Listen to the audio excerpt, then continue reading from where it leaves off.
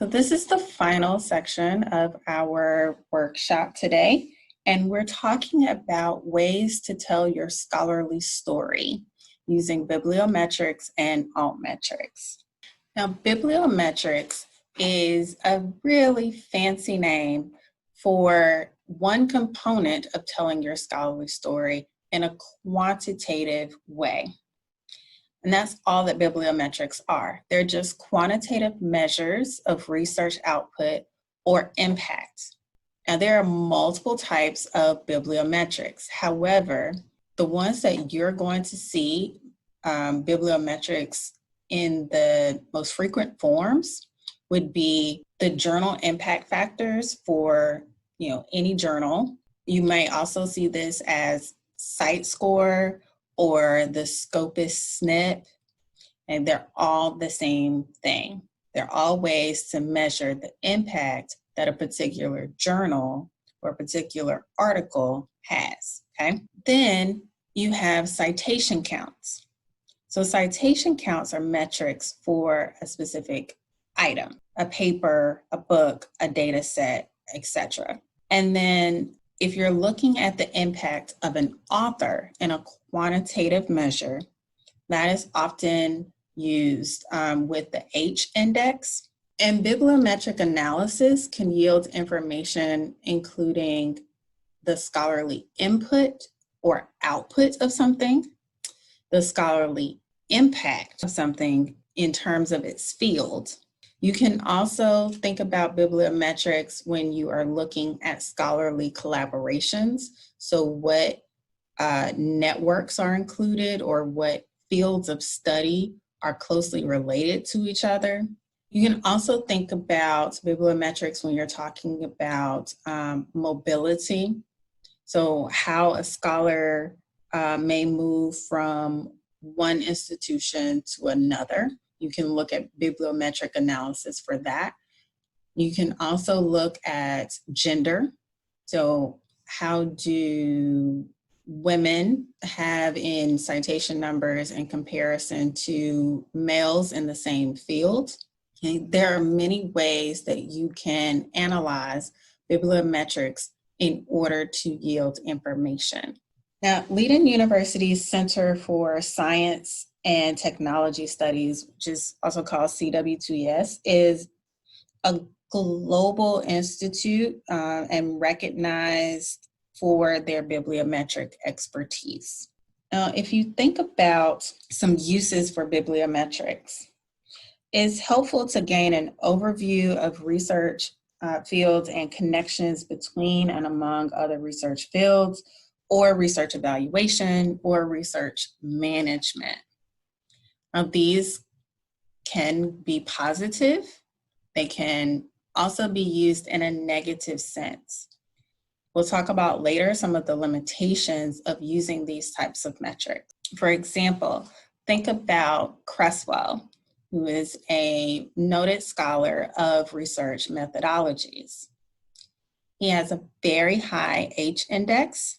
He also has a very high citation count because it is widely expected that he will be cited in someone's research methodology. But that does not necessarily mean that he is the only expert who could be cited.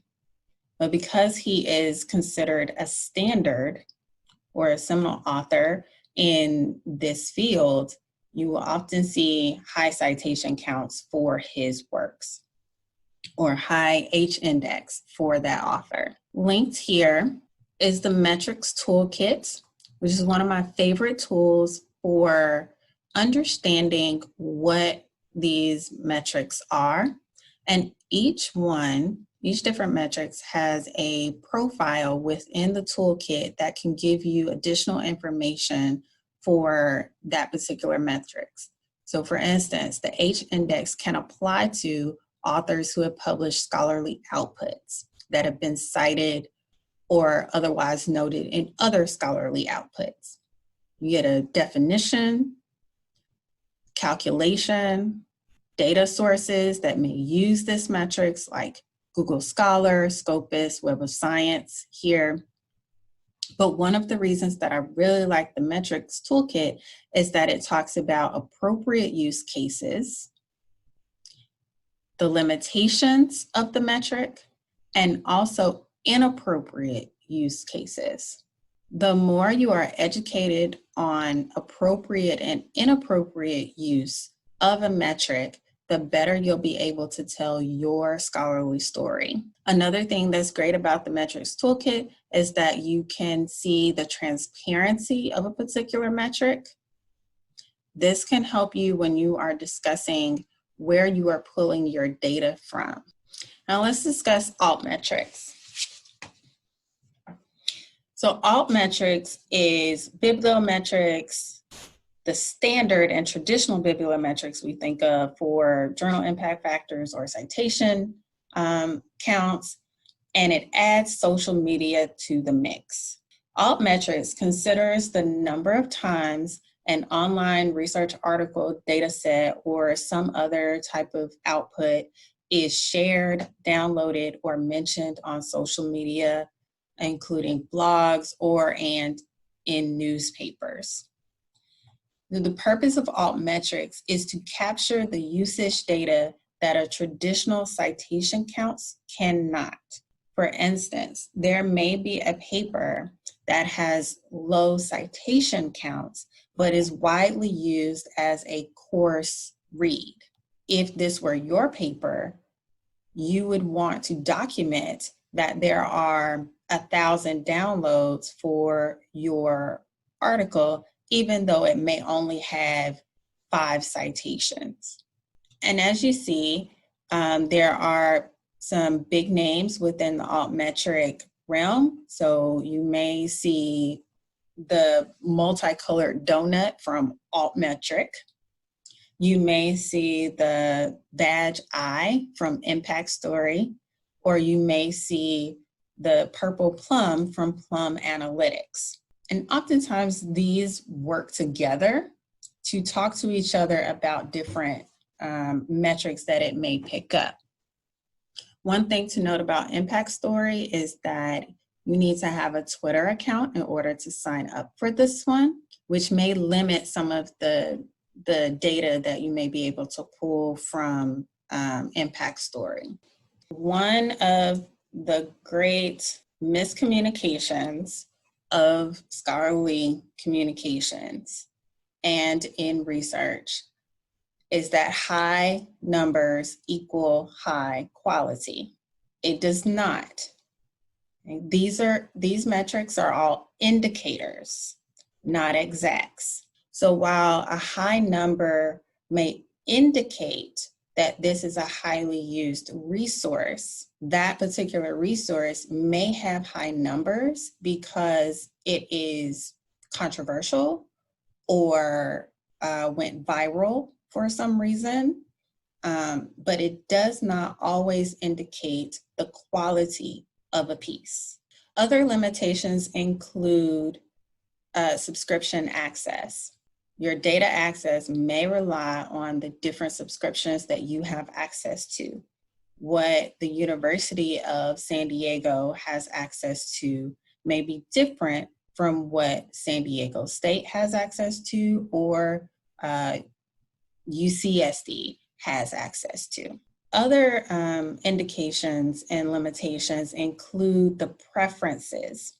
Major Western English language journals, platforms, and publishers have a high preference within these data pools versus some of the publications that are global by our outside the North American continent publishers and journals. So you may want to consider whether there is a bias towards the English language journals and platforms.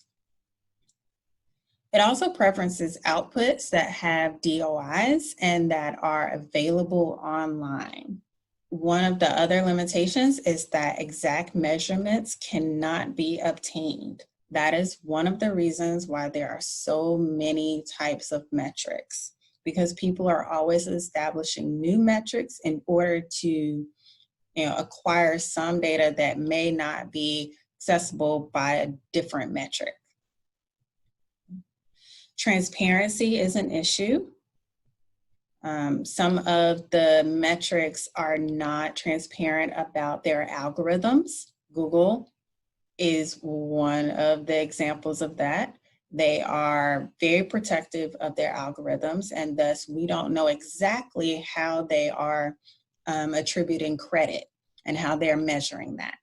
And one of the final limitations that we'll talk about today is that these metrics poorly address bias in terms of gender, race, or ethnicity, or any other type of bias. They also poorly address specialized topics or nuanced topics, because if you have a very small pool that is interested in your research, even though it may be a very relevant thing within your field of study, it may not have the high metrics that you desire because you are working on a specialized topic. And there's really not a good metric for addressing that quantitatively. It also poorly addresses the cyclical or trendy nature of education. For instance, mindfulness is very popular right now. However, mindfulness was not as popular as a research topic 10 years ago, and it may not be as popular of a research topic 10 years from now. So the metrics that we have established poorly address that cyclical nature of education. So we hope that this conversation allows you to understand a bit more about scholarly communications and how you can tell your scholarly story. And if you want to find any of the resources that we covered today during this webinar, if you go to this first link, the scholarly communication one, you will find, we have it organized here by topic area, and we provide direct links to all the things that we covered during this workshop. And of course, feel free to contact us directly if you have follow-up questions, and our email addresses are listed right here. Thank you for joining us. Have a good one.